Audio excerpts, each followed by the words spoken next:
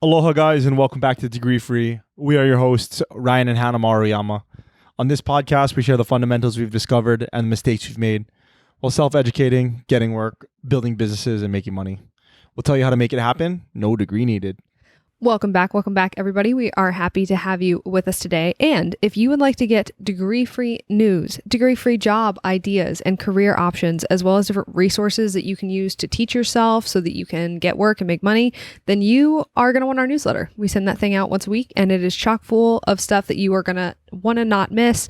And yeah, so if you want to get it, then go ahead and run over to degreefreenetwork.com and sign up so you don't miss anything.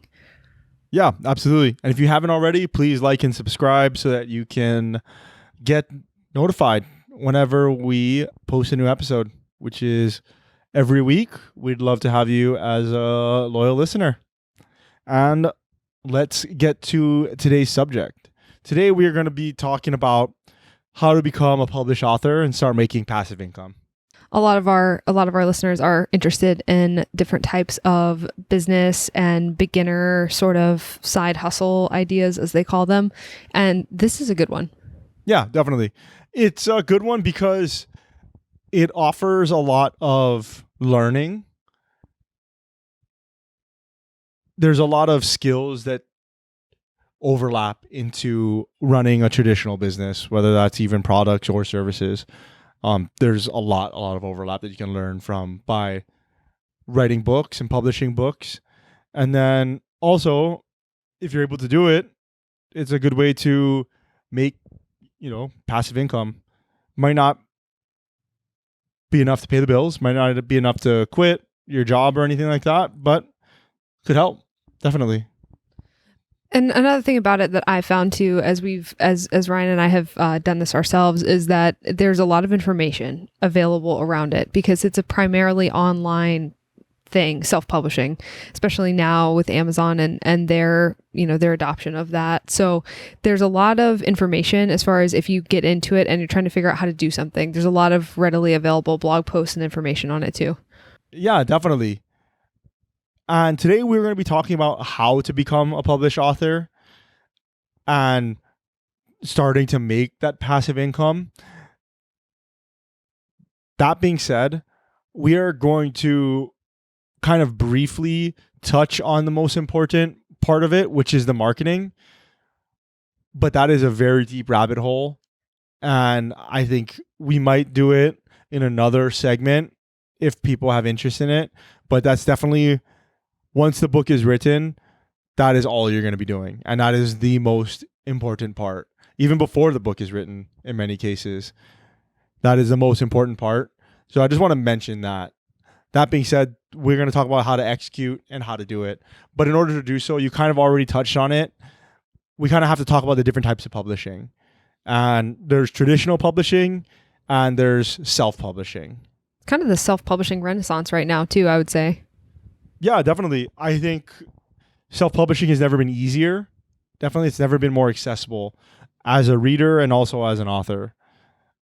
So quickly, to give an overview of traditional versus self-publishing. Traditional publishing is going to be where very usually, especially if you have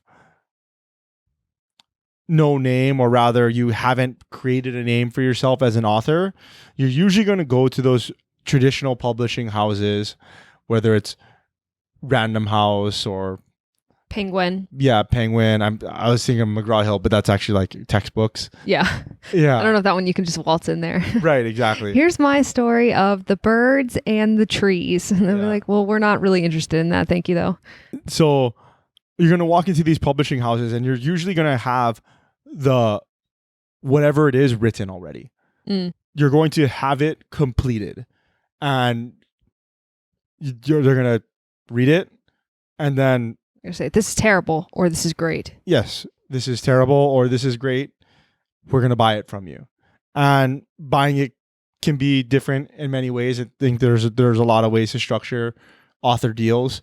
But in any case, they're going to take it over from there and they're going to be working on it with you. And you have access to their editors. You have access to their connections, which is where they really come into play, right? You have access to their book printing, to their distribution channels. That's going to be the biggest one for a lot of authors too. And then also marketing as well. You know, so there is value, definitely value in doing the traditional way.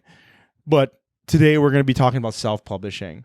And especially for us, because we really know nothing about traditional publishing other than what I just said. But we've self-published a couple of books already, and we're probably going to self-publish more. Yeah, that's the intent for sure. Yeah. Sometimes in traditional publishing, they do give authors advances for ideas, and prior to finished work being done, usually that's for people that have a name. Or that have already published with them. Right. Too. That's what I mean. Like, have a name. Yeah. Yeah. And so it's worth a gamble on you because you've already proven that you can make sales. You can write something that people will buy. Yeah, exactly. Yeah. It's not as risky. Yeah. You're a known entity. You have a track record. Right. And so self-publishing, it's none of that. It's just going to be you. The type of self-publishing that we're talking about is going to be you write it, you come up with the idea, edit it, make the book cover, put it up on wherever it is that you're going to sell it, and then you market it. Mm-hmm. And it can be as cheap or as expensive as you want it to be. Mm-hmm. You can pay somebody to do literally all of that. Yeah. Or you can do it all for free or mostly free. Well, yourself. Right. Exactly. Yeah. Because you're going to pay with time. You're paying in time, in minutes and hours and days and years and months. And so self-publishing can be accomplished in many ways, but some of the most notable are going to be publishing with Amazon, KDP, Kindle Direct Publishing, doing print-on-demand services where you get an order for the book, you then order the book, they print it, and then they sell it out. They ship it out to the customer. Or you can just do a complete ebook, PDF style. Where there's only one way to buy it and read it, and that's on the internet. Exactly. You can print it if you want at your own house, but it's online. Yeah. And so that's pretty much the avenues. I think that's pretty much it for self-publishing. Yeah, I think so. So.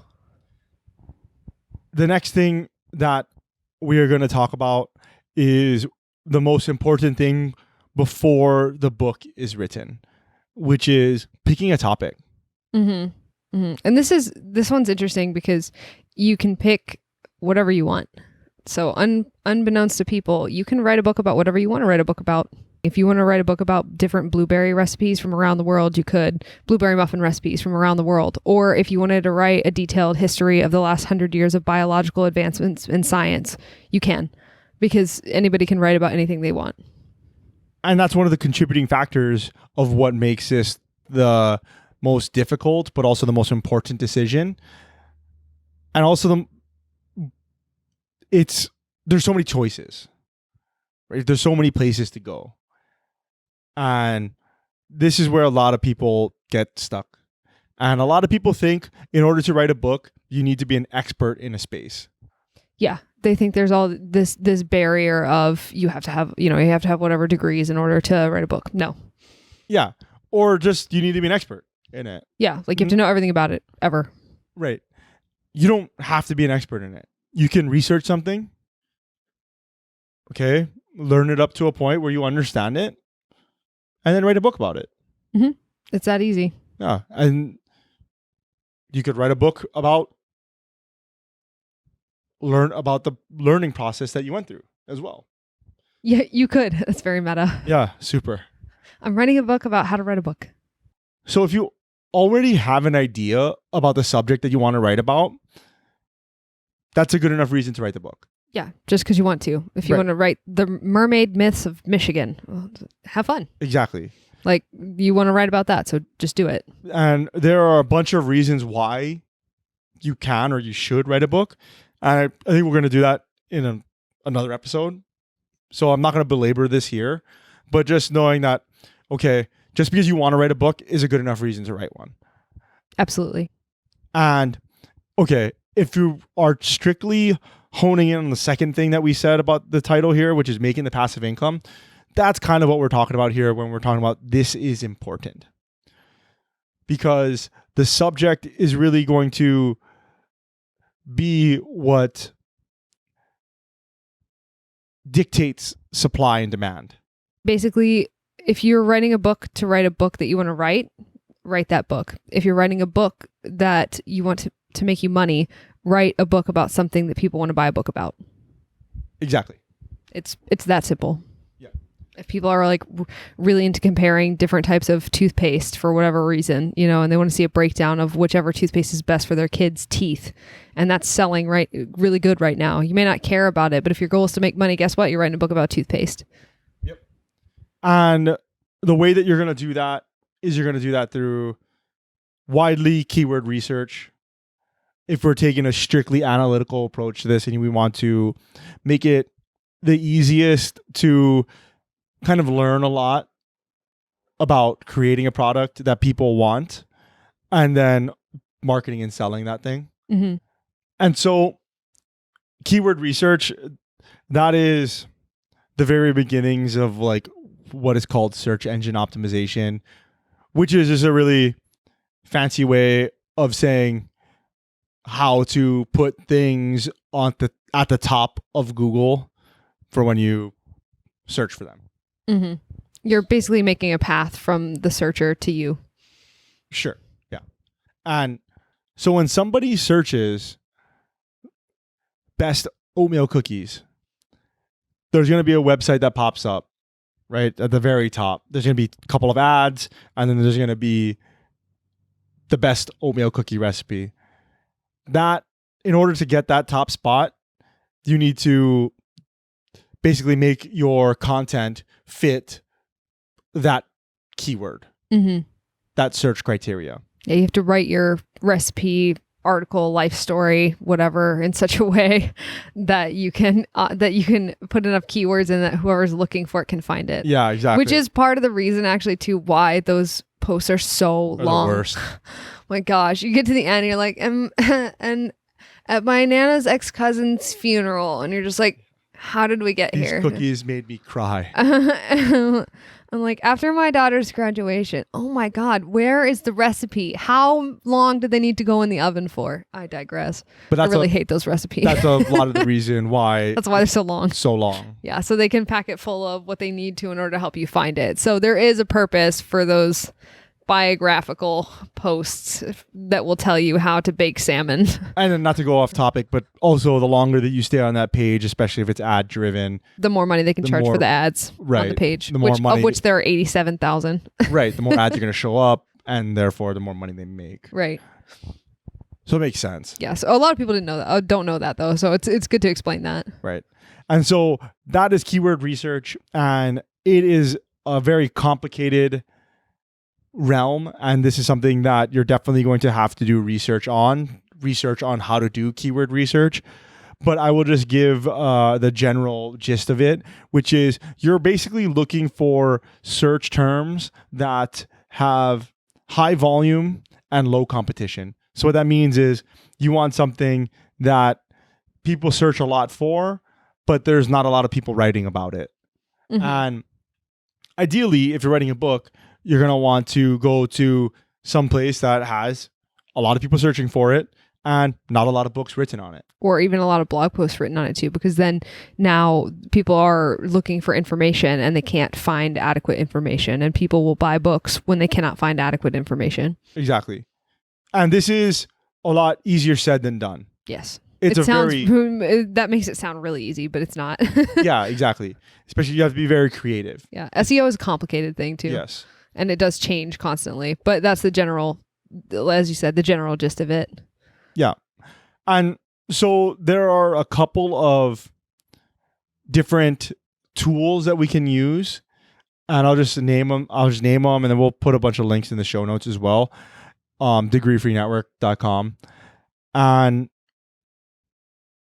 the first is going to be Google Keyword Planner. Very simple. It's free, or at least it was. So the very first tool is going to be Google Keyword Planner. Pretty sure it's free. I'm pretty sure that you just, in the very beginning, when you set up your account, you're going to have to put in credit card information. Mm-hmm. They might charge you a penny. I forget. Or they might just hold an auth on it. I forget. I forget when we set it up. But it's free. I saw on TikTok the other day somebody talking about using it, and it's free. So yeah. And so Google Keyword Planner is a really good one. Google Trends is a really good one as well. Google Trends is super fun. If you're ever curious about something, that's a really good way to just see what's going on with how many people are interested in it. It's a fun tool. It just shows you the trends over time of certain search words. And like where people are searching them to, which is kind of fun. Yeah. And then the other things are going to be like Google ads, Facebook ads, or there are even keyword research specific tools like SEMrush, or so many more. Yeah. So to keep it simple, at the very beginning, we're probably just going to want to stick to like Keyword Planner and Google Trends. Yeah, just easy. Just to make it easy on yourself, especially if you're new. Yeah, and this is a really, really deep rabbit hole. Yeah, there's a lot here. There's a lot that you can just convince yourself that you haven't picked the right topic. You can convince yourself that you need to find another topic. Okay. I say when you've figured out something and you're kind of in the right direction, you think that that's what you should do, stop right there.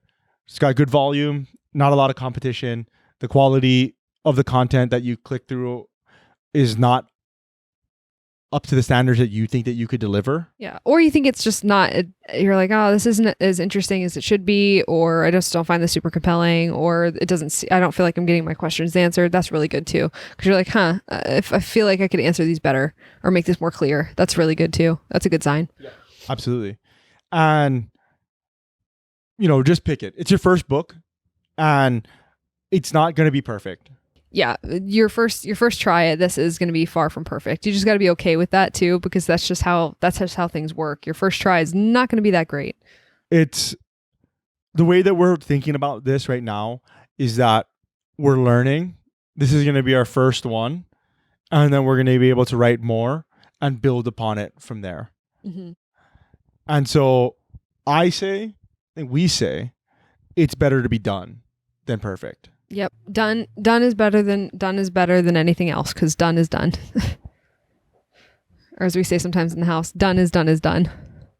Yeah. So something else too that you can really do to help yourself when you are writing your first book is not to write fiction, because it's just easier to write nonfiction. And not only that, but I find too, as somebody who is a creative and does sometimes write like fiction pieces for myself, I've never published any, but I feel like there's way more barriers too that you can put up for yourself in between like a nonfiction subject and a fictional subject, because there's no real definition of perfection for a fictional work also, right? Done for fictional work is much harder to define than a nonfiction book, because you can go, okay, this has the necessary information to answer this question or to tell these people what they need. But with fiction, you could just go on forever. And a lot of people do. A lot of people will write massive novels and just never really be done.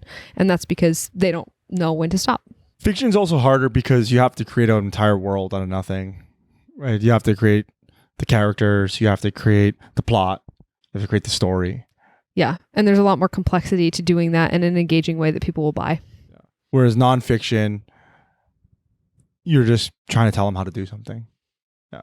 And so, not saying that you can't write fiction for your first book. If that's what you want to do it. Absolutely.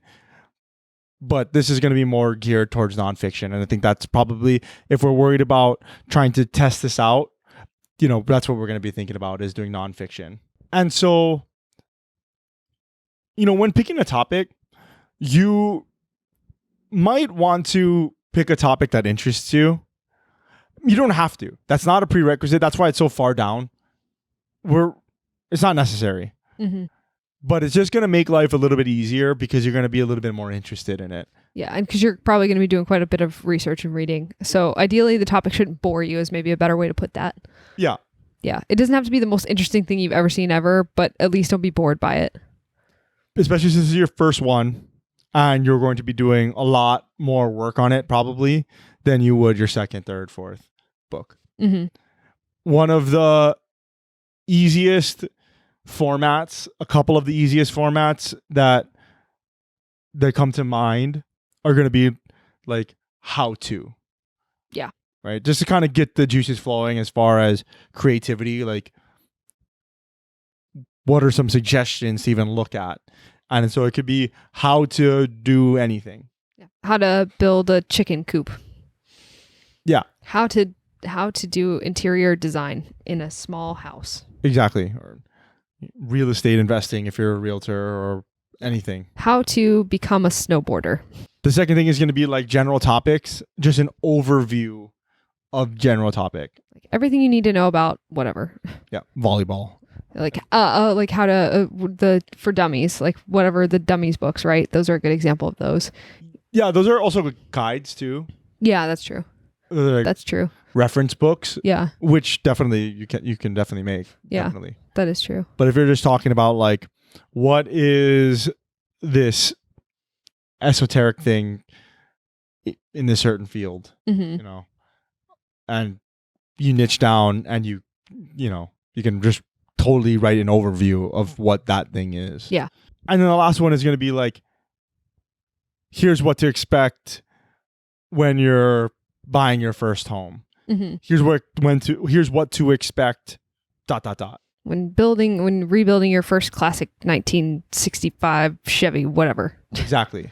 Yeah. And just kind of, these are just things that you can kind of hopefully use to spark some creativity when thinking about keywords and different topics that you'd like to write about. Yeah. And so the last thing that I wanted to talk about on the subject of picking topics is going to be, you can always outsource this.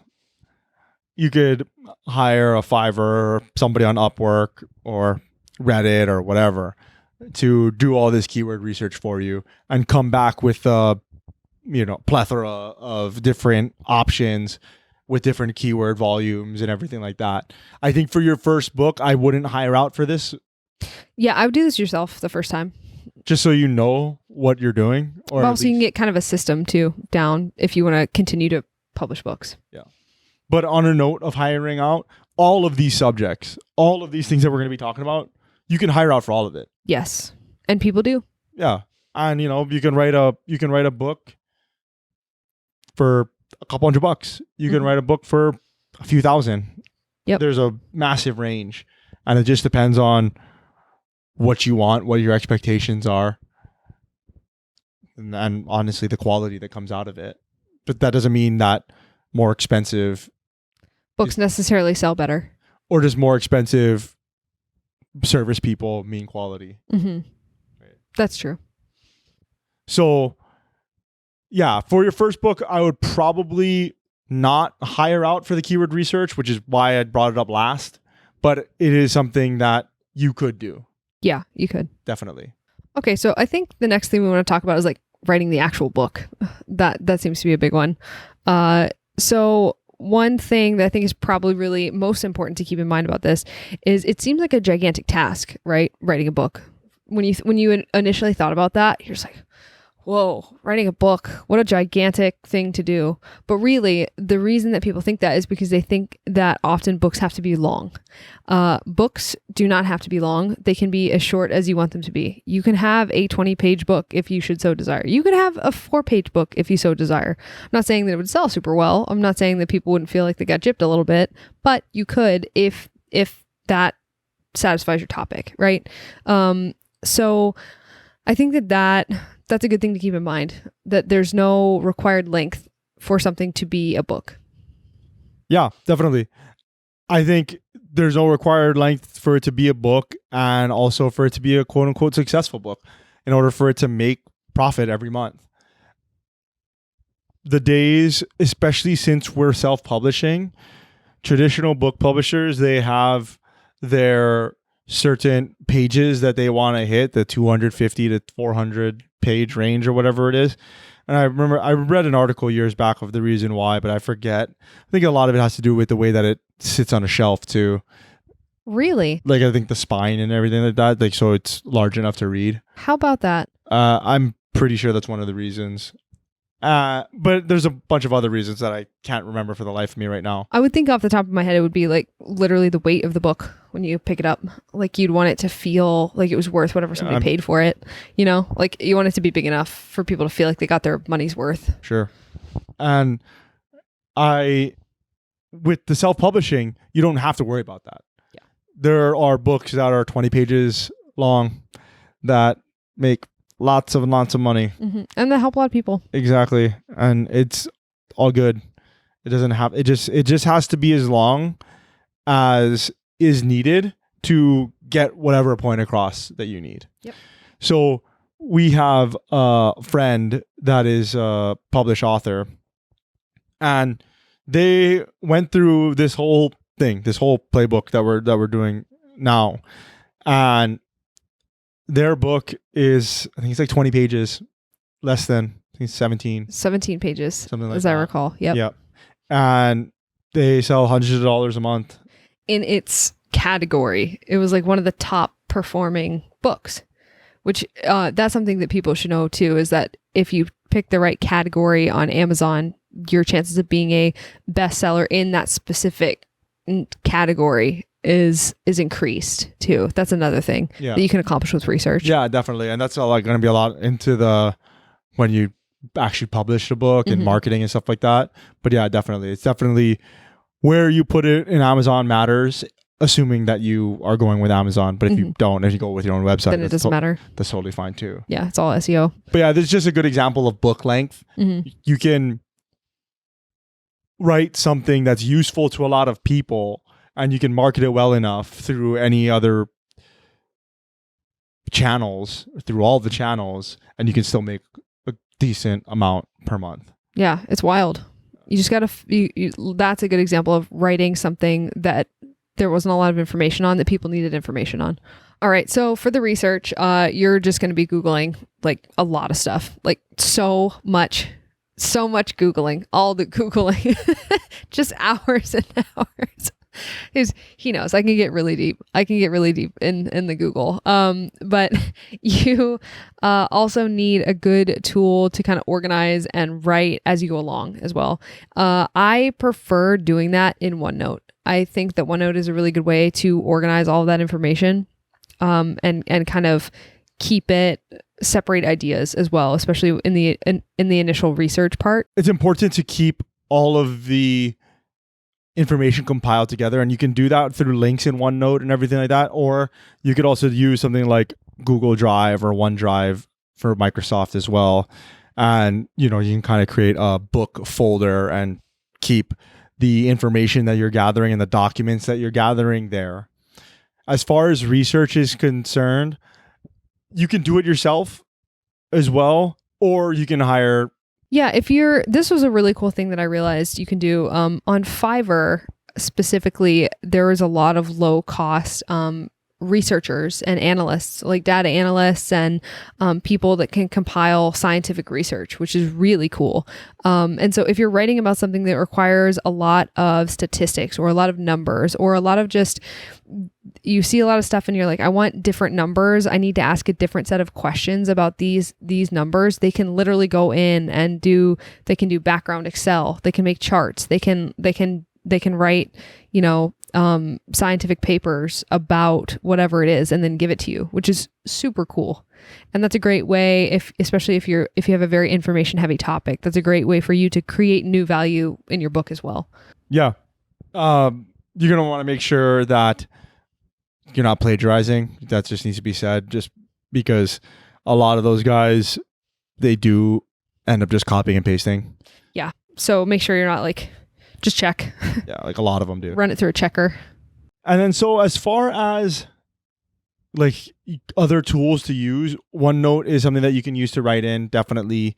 You can even write something in Doc, like Google Doc or a Word document. right? You can use something like Scrivener. You can use Evernote, whatever. Whatever you want. Just use something. You can even use a plain text file. Yeah, you could. You could if you were really bold. Yeah, some people like it. Like the no frills aspect of it. Mm. You're not going to be able to do any of the formatting or anything like that, but you'll be able to capture that. You're not at that stage anyway, so it's okay. Right, you can capture ideas without, I guess, distraction. That makes sense. Yeah. Okay, so after you've written your first draft of your book, you're going to want to find an editor. And this is another thing where Fiverr, Upwork, Elance, which I think is Upwork now, but different freelancing sites where you can find somebody who is qualified to edit your book.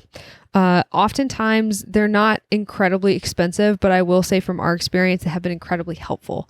We got a very reasonably priced, but also really high impact editor. So when we initially handed in our draft of our first book, it came back looking completely different, and it was much better and much more reasonable, much more readable. And she had reorganized it and reformatted it and edited thoughts so they were really clear. So it was really invaluable, because then we rewrote again and then did it again, because then we got an even better product. And that was huge. That was a huge thing, realizing you can hire an editor like that for us. Yeah, and I think that this is one of those things that I suggest hiring. I suggest hiring an editor, because you're going to get, depending on the editor that you hire, and you're going to have to test, but you can get a lot of value, as Hannah just said. And going the free or cheap route is going to be typical asking family and friends. And that is very useful. We've definitely done it. We've definitely used family and friends as editors. As doing both, the difficult part with family and friends is that a lot of times they're not professionals. So they're not going to give you the quality of feedback that editors are going to give you. Also, they're going to just say things like, this area here doesn't make sense. I think it's better if you did this. Whereas a lot of editors might do that, but a lot of them also just change it for you as well. Because they know this part doesn't work like this. Yeah, they just go ahead and change it. Because it's their job. Right. And a note on that structure, nobody that we've ever given written work to has ever edited structure. No. They've never been like, chapter 4 should actually be chapter 2 and chapter 1 should be chapter 9. Yeah, she literally reorganized the way our book was structured to make more sense. Yeah. And so it doesn't have to be expensive when hiring, but just as a frame of reference, I think we used Fiverr at the time. And I think $80 to $100. I think we spent $100 or $120, something like that, which, I mean, that was a lot of money. Yeah, at the time at the time for us too, relatively, it was quite a bit. It was a lot of money. Yeah, but it was worth it. I feel like it was worth it. We definitely got a much better product because of what she did. Yeah, I agree. Yeah, I agree. It was completely. I read it, right? I mean, I read it through and I thought it was pretty good. Yeah, the original, and then it came back, and then we were like, way better. Way better. Yeah. So something else that kind of gets mixed up with editing is formatting. Formatting is actually a separate thing. So formatting is making the book, especially if it's an ebook or a print-on-demand book, it has to be formatted a certain kind of way so that it prints correctly or displays correctly in whatever you're using to publish it. And it's really important, actually, because if your book looks wonky, people are not going to be able to read it because it's going to look weird. And that's actually something that I had not anticipated when we first started. I didn't realize that you needed somebody to do that. And I also didn't realize that that's really something you want to pay somebody to do, because it's really annoying. Yeah, this one, I also suggest hiring out. And it has a lot to do, not necessarily like because it's going to be awesome, but because not doing it is going to be awesome. Rather because you're going to save a lot of time and a lot of headache to just hire out. I'm not saying that if you're like me and you're the do-it-yourself kind of person, by all means, there's plenty of articles out there that teach you how to format your Word doc or whatever it is. It's usually a Word doc. There's plenty of articles out there. You can find them. There's a couple of templates out there as well that you could just copy and paste it into. But even when you do that, you're still going to have to format it. And it is a headache. That being said, if you want to do it, by all means, definitely, you're going to learn. I mean, I didn't learn. It took me doing it rather. Yeah, to learn that it was irritating. What was funny was when we so I'm one of those let's just find somebody to do it, and Ryan's a doer. And when we first did that, I was like, that seems like something that we should just pay somebody to do. He's like, no, I can do it. But then some things we have come to the conclusion are way more annoying than is worth actually doing. And it took you a long time. It's hard. It's difficult. But if you know how to do it and you're set up to do it, it's way easier. So paying a freelancer to do it is just like a no-brainer. Yeah, it's a no-brainer because they're professionals. They've done it before and they do it all the time, and they'll do it and they'll have it back to you within a couple of days. Yeah. It's not very expensive. Even the cheaper ones on those types of sites, Fiverr, Upwork, and stuff like that, $25 to $70, something like that. If you don't get an editor for your book, I would highly recommend still getting somebody to format it. Yep. Like even if you decide not to have somebody edit your book and you're just going to self-edit and keep writing drafts over and over till you're happy with it, I think you should hire. I would say you should still hire a formatter. Whereas I fussed with that thing for oh my gosh, weeks probably. Yeah. On and off. And I'll tell you a story. Like the second time that our second book, I had the template ready to go. Where I used our first book as a template to format the second book. So I tried this twice, people. And okay, so I failed. I'm glad you're telling this story because I was gonna bring this up. So I failed the first time, and I dog with my tail between my legs. You didn't fail. We just decided to get it formatted. So we hired somebody to format it. Hired a guy. And then the second book, I was like, okay, well, I have this template now. I can just copy and paste it. And I said, I told him, are you sure you want to do that? Because it was really annoying last time. And he goes, yeah, I can do it. Well, yeah. You could do it. Hey. It would just take you a year. I sat there for another 3 weeks. It would have got done. I would have figured it out, man. I believed that you would accomplish it. I would have figured it out. My only point was that it's way faster to get somebody else to do it. It's just a very annoying task. Yeah. So anyway, I spent about a week doing it, and I couldn't get it right. And then we just ended up hiring somebody, and then it kicked back in 2 days. What the hell? I'm sure when we publish the third one, you're going to be like, I can do it. I'll probably end up trying to do it again. He's going to want to take a crack at it. Yeah, exactly. But this time, though, it'll probably only take you 3 days to go, all right. Yeah, and then give up. Yeah. Yeah, you're right. You got to put in the old 1-2 try, though. Yeah, exactly. Yeah. I respect that. So if you learn from other people's mistakes, learn from that. Just hire somebody. If you're like me and you don't learn from other people's mistakes and you don't learn from your own mistakes, just learn faster. Try it. And then if it goes well, let us know. Yes. If you become a master formatter, let us know. Let us know. We have some work for you.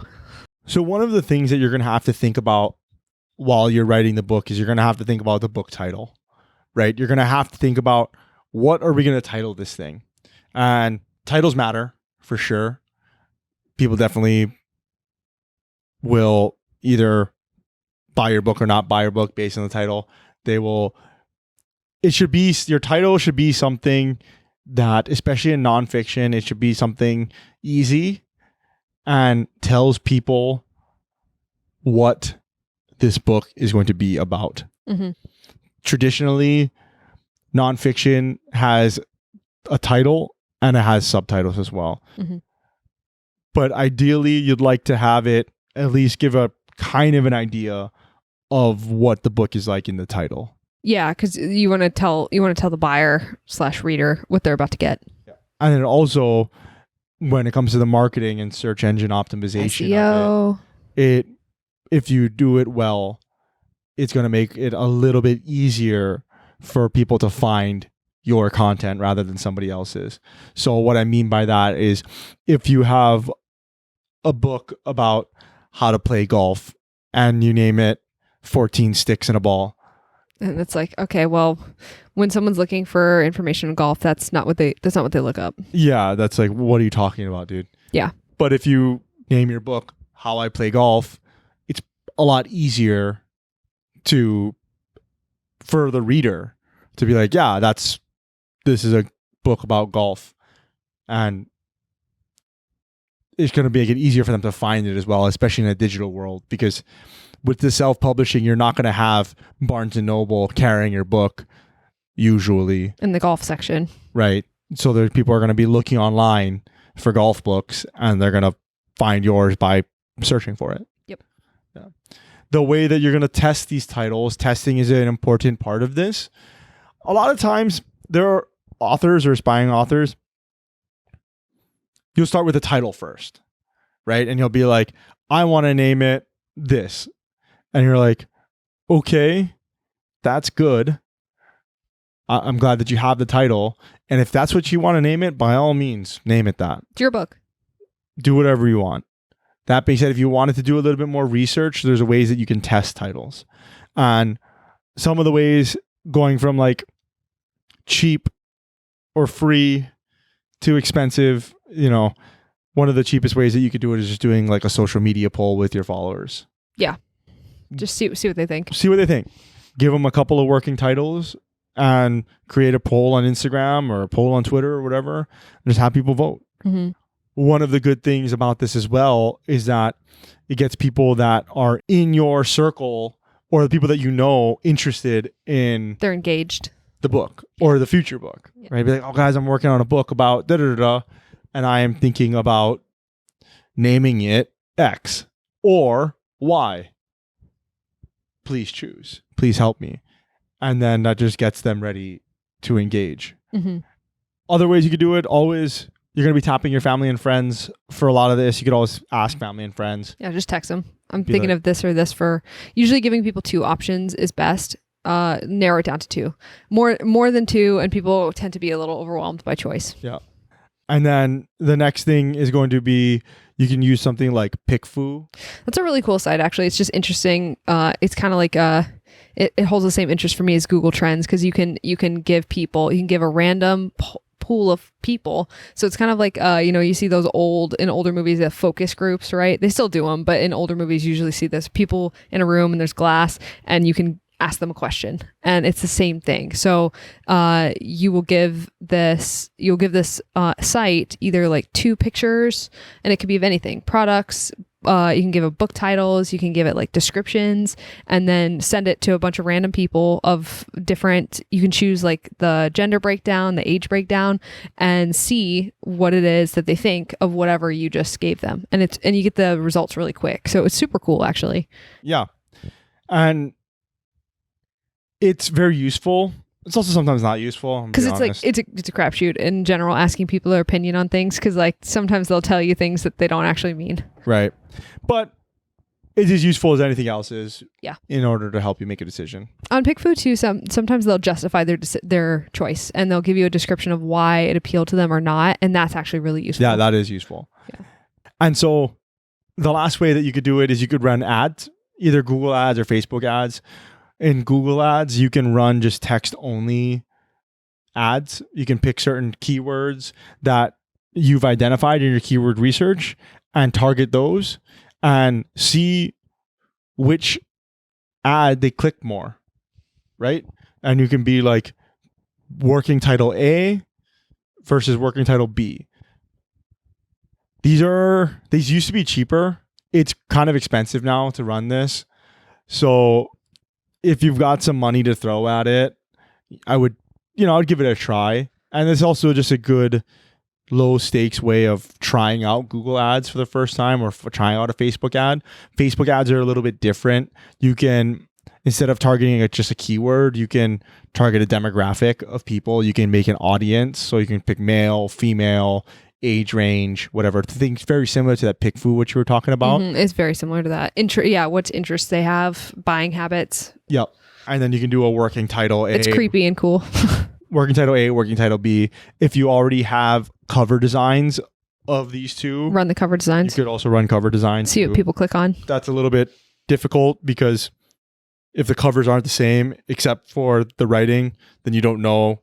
If it's the cover or the copy that's Right. pulling them in. Yeah. So you gotta run control tests. It'd be kind of hard, I feel like, if you were new to the whole thing, but you could definitely try. It's a good way to learn. Yeah, definitely. This is all a good way to learn, and so try and let it run for a few days and spend $100 or something.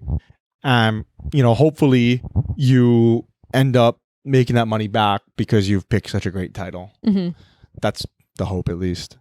So one of the next things that we wanted to talk about is book covers, and people definitely do judge a book by its cover, and so we are going to want to have a really nice one.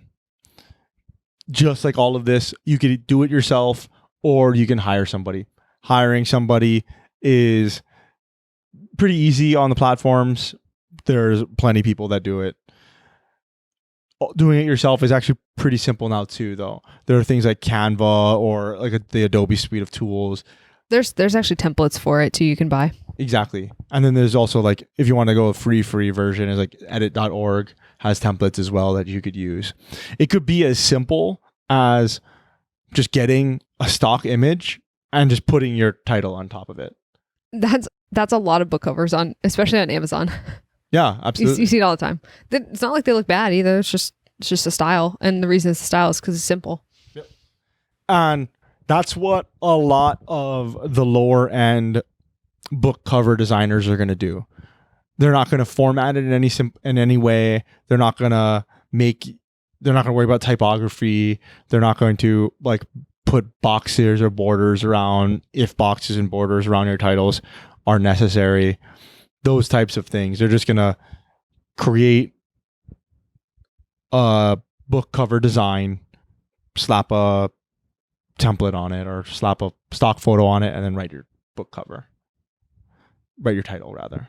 And then I know a lot of people are going to wonder too about ISBN numbers, which you are the numbers guy. So ISBNs are those barcodes in the back of the book. Those are very important in order to get your book cataloged. It's like a fingerprint for your book. Yeah. And the thing about ISBNs, just so people know, you're going to need a ISBN for every format of your book. So you're going to need one for your ebook. You're going to need one for your paperback. You're going to need one for your hardcover, one for your audiobook, so on and so forth. On Amazon, I think especially if you do ebook only, I'm pretty sure if you do print on demand as well, you don't need an ISBN. I think they provide one for you, or at least if you're not going to sell it anywhere else, I think they offer Amazon store identification, an ASIN, I think is what it is. Oh, look at them. And it's just like another string of numbers and letters that they're going to append to your book cover to help them find it in their inventory.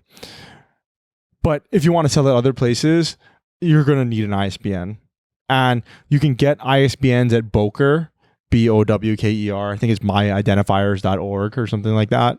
We could put links in the show notes as well for that. But yeah, if you're going to want to get it distributed amongst many other platforms, you're definitely going to need ISBNs. The ISBNs are kind of pricey, especially since it's a monopoly. They charge whatever they want. I haven't looked at it recently, but I think it's like $70 for an ISBN, something like that. Not terrible. It's not terrible, but it's also not cheap. Yeah, for an imaginary barcode. Right. And then, well, you're buying the catalog, I suppose, the catalog in their catalog. The spot kind of books. But yeah, it is kind of expensive, especially if you don't have a lot of money, which I'm assuming that if you're listening to this, you don't, right? Or at least we didn't at the time. Or at least you're trying to do it pretty low cost. Yeah, you're trying to be frugal about it. Right. So the next thing that we're going to talk about is pricing, right? And pricing is very subjective, super subjective. Yeah, there's no rules about how much you're going to charge for this book. You can do whatever you want. You can charge $1,000 per copy, or you can make it absolutely free. There's no rhyme or reason to it. It's completely up to you. It just depends on how you want this information to go out there and what you want to price your book at. One of the ways that you can do research on this, and one of the thousands of ways, so we won't get into it, is looking at comparable titles. So looking at, if you're writing a thing on, we'll just use golf again. You can look at what other golf books are selling for. In a similar topic to yours. Right. And you can just sell it for the same price. Yeah, a lot of people do that. It can be that simple. It can be. I mean, you're probably going to want to get more advanced later on to see, okay, how much does it cost to produce? And when am I going to see profit? Mm-hmm.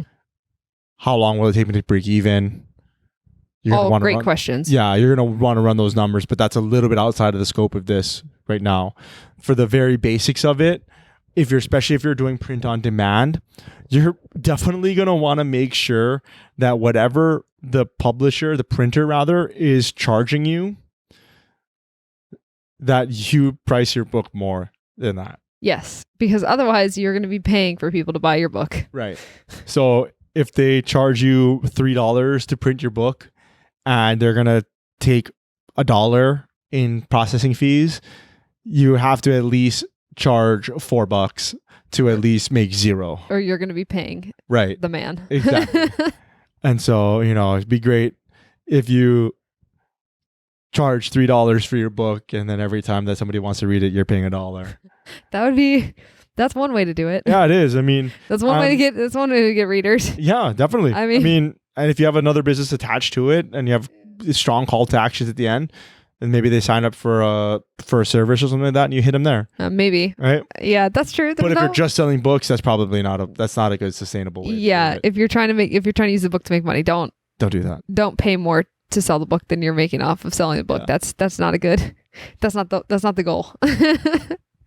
Now, the last thing that we wanted to talk about on as far as the book, writing the book and everything, before we kind of touch briefly on marketing. I know it's a long episode today, and so I'll try to start wrapping it up.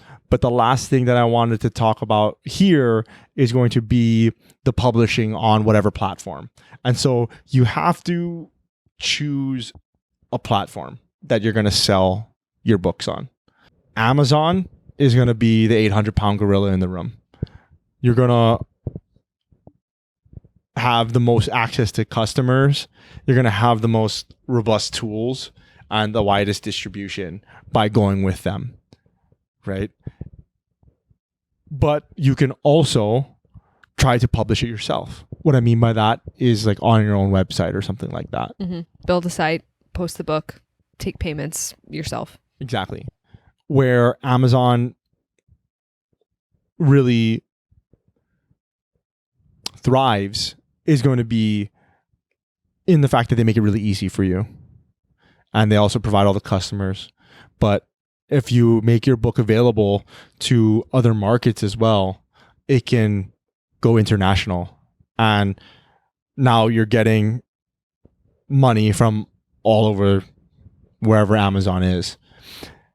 And it makes the payment really easy because they're paying in they're paying in yen or they're paying in the peso, and you're getting dollars into your bank account. They're going to take a larger fee for doing that, for the convenience of all of that, but it can be worth it because you're borrowing their customers. You're having access to them. With doing it on your own site, it's going to be a lot more lucrative per book. You're going to keep a lot more per book. So you might not have to sell as many books in order to make money. But the challenge is actually getting the customers to buy it. Which is basically means you're going to have to do a bunch of other work. Because you're going to have to set up the website or set up however you're going to get. There's plenty of other ways to do it. You don't have to buy a website. Use like Gumroad or something like that. Yeah, there are other publishing options besides Amazon. Yeah. Well, not only that, but like distribution is what I meant. Yeah, like sorry. distribution payment platforms. Yeah. And if you did that, now that's all set up, and now you just have to get people there. Whereas Amazon, they're already there. So can't really tell you which one to do or don't do. If you're planning on doing multiple books, maybe try some on Amazon, maybe try to publish a couple on a website by yourself. Yeah, see what happens. See what happens. The biggest thing that you can do to help yourself out in the marketing is going to be creating a name for yourself and kind of creating content around the book so that you can broadcast and market it when it is time. So regardless of whether or not it is on Amazon or regardless of whether or not you're selling it on your own site, you can take advantage of having a platform to speak to a bunch of people that hopefully are interested in this topic, and then they buy it. Mm-hmm. Which kind of goes really nicely into the last part of this discussion, which is the marketing. Mm-hmm. This is the biggest one. People. If people don't know that you're selling a thing, they can't buy it from you. Yeah. The marketing is going to be the most important. And unfortunately, we are going to spend the least amount of time talking about it. In a different episode, if there's interest, we can talk about more in-depth ways to market your book. But really quickly, we'll just kind of go over a few bullet points. One of the best ways to do it is going to be by, like I said, establishing yourself with an online presence. Whether or not it's starting a podcast or whether or not it's YouTube videos or whether or not it's Twitter, Instagram, Facebook, whatever it is, TikTok, whatever it is that you're using, try to gain a bunch of followers, especially that are interested in the niche that you are trying to write in. It doesn't necessarily even have to be with your face on it, like how you and I are doing this with our voice and our video and stuff like that. Yeah, it doesn't have to be. You can just record. You can get somebody to voice over videos. You can just make little cartoons. You can just write words. It doesn't matter. Yeah, and it doesn't even have to be exactly related to. But if you're writing a book on, terriers, like the dogs, you can start an Instagram page of like terriers of Instagram or whatever. Mm-hmm. I mean, I know that it's a crowded area already. I know that, but that being said, I know that some things are crowded, but there's always room. Yeah, there's always room. Yeah. Make a terrier page and then try to find people that post pictures of their terriers, post cute videos, post cute pictures, and then link your book in the bio of every single one. Exactly. There you go. It can be as simple as that. You're going to need some sort of marketing plan, whatever that is. And like I said, that's way outside of the scope of this podcast. But suffice to say, before you even distribute the book, before this thing is finalized and written and published, you're going to want to see, how do I plan on selling this? Since this is the most important thing. Without selling it, it's kind of useless. I mean, the exercise was good, right? I mean, we learned a lot by doing it, but ideally we'd like to sell some. If for no other reason, if it's not to make money, then it's just to get your ideas and the thing that you've written and that you've created into the hands of other people who value it. Right. That's huge. That's awesome. Mm-hmm. Right. And even if that's like a couple hundred people. Yeah. Hey, a couple hundred that's people. 2 people. Right. They just read the ideas that you had and you put on paper. That's awesome. Super cool. Yeah. And so it's very gratifying. Definitely. And then it's kind of similar to this, right? Like, we love hearing from people. Yeah. Right. Even the trolls. I mean, the trolls happen. even the trolls. Yeah. But yeah, creating a marketing plan of how to get this book in front of people is huge, right? So yeah, just to kind of briefly go over the bullet points here, just to kind of get it over with and wrap this up. You can partner with influencers in your niche or niche, and you can offer commissions even. A lot of people, especially if they're smaller, they'll just do it because they need to create content, right? But if you offer a commission on it, say if you sell it, especially if you sell it on your own site, if you just give them an affiliate link and people click through and they end up buying it, you can offer them 20% on the sale or whatever. And you can do that because you own the site, you own the book, and it's easy. You're making a lot more money because of it. Same thing with Amazon though. If they're an influencer, likely they're using Amazon affiliates, and you can just have them use their own affiliate code to link to the book. Mm-hmm. Right? I mean, they're not going to make as much money off of it, but hey, they'll make some. Yep. Right? And it helps them create content. Yep. And they got to do that. Right. Exactly. And the next thing that you could do is you could get on podcasts. Yep. Ryan says this a lot, but podcasts are the new book tours. Yeah, definitely. Like, because you see it all the time. People are going on podcasts, and it's usually new authors. They just got out a book, and you see them all over the place. They're on this podcast, or on this podcast. And why? Because they have a book they're trying to sell. Exactly. That's the reason.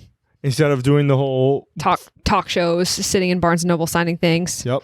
From Borders to Barnes & Noble. Does Borders still exist? Borders is gone. Wow. Yep. What a world. Yep. No Borders. All right. Borders, Barnes & Noble. So what you're telling me is there's no open borders? Yeah. Wow.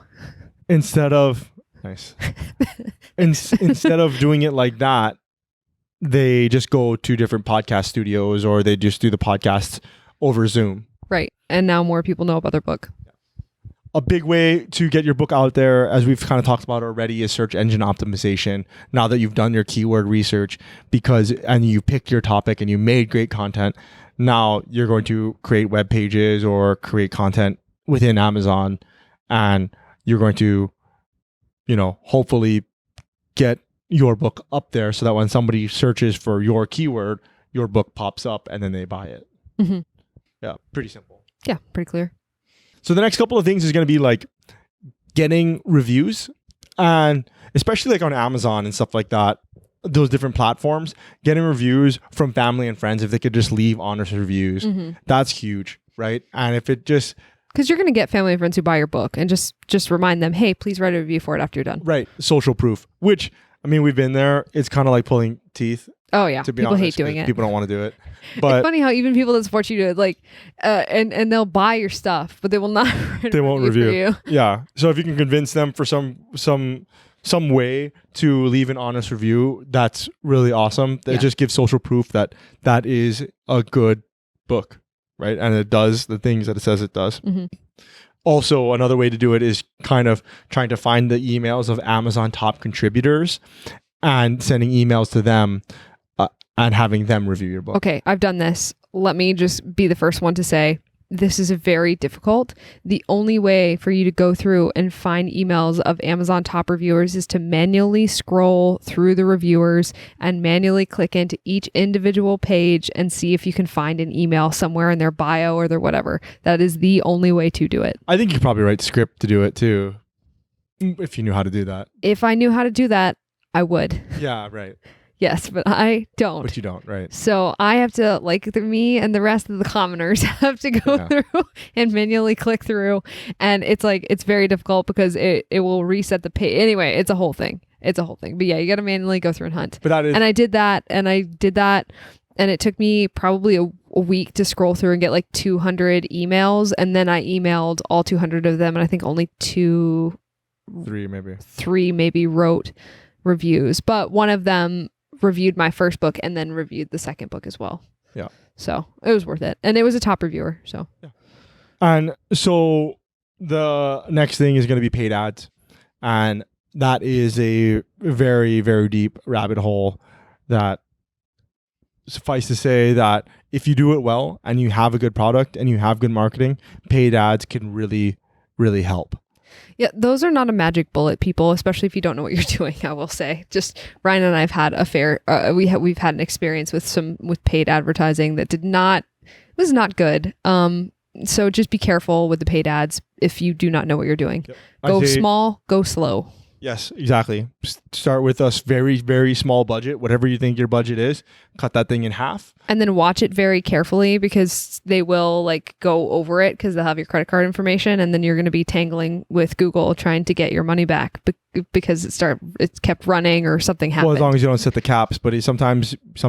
Yeah, but if you're new to it, sometimes you don't know. A simple misclick is and then you don't set your right cap at a certain, whether or not it's $1 or whether or not it's per 1,000, whatever, per click, and now you just spent $20 on a click, and then that was your whole. Was it. That was your whole budget. Your whole budget. Yeah. So careful. Yeah. So that is a very long episode of how to publish a book, and at least get the beginnings of making that passive income, because the thing about books is it's very front heavy. There's a lot of work that you have to do up front, and then there's a lot of marketing, obviously, that the most important part happens during and after, but it's not quite as much work because you're only doing the one thing. While you're writing the book, you're also thinking about marketing plan. You're also thinking about marketing it. You're also marketing it. But then once you write it, now you're just marketing it. Mm-hmm. Right. And if you get it to the place where it lives on its own and it just starts creating passive income because there's enough people that have bought it and more people just buy it and buy it and buy it, then it really becomes passive. I think James Altucher, he's like is a podcaster that I used to listen to. He's written quite a lot of books, and he's really, really knowledgeable about this area. Yeah, and he's also self-published. He's also done traditional publishing as well. Mm-hmm. Also just a smart dude in general. But I think he said that, or someone on his podcast said, 1,200 5-star reviews or 1,200 reviews in general is really where... Is on Amazon, is really where it starts to perpetuate itself in sales. So it'll sell itself once it gets to that many reviews. Right. Which is very difficult to get to. That is a lot. Which is very difficult to get to. Okay. Yeah. So I think that's pretty much it. I think that's pretty much it for today. Yeah, I think so. Like I said at the beginning of the podcast, if you want to hear more ideas about different degree-free careers and work that you can do, resources that you can use to do the sort of stuff we're talking about here, and just general degree-free news like companies that are rolling back degree requirements, making the path easier for alternatively educated people, you're going to want to get the newsletter. That thing is free, comes out once a week, and you can sign up at degreefreenetwork.com. Yeah, definitely. And if you guys made it all the way through, I know that this one is really long. Well done. There is a lot of information. Hopefully we made it coherent enough for you that you can take some notes and then, actually take action on some of this stuff. If you haven't already, please like and subscribe. If you guys need any of the show notes, degreefreenetwork.com is where you can find it. We're going to have all the show notes there for you and all the links, so that you can go and find some of these resources that we're talking about. If you guys want to reach out, please, we love to hear from you guys. Contact at degreefreenetwork.com. That is the best way to get in touch with us. Other than social media, I'm at Ryan K. Maruyama on all the socials, and she is at Hannah Maruyama as well. The podcast is at Degree Free Pod. That is it, guys. Thank you so much for hanging in there. Until next time, aloha.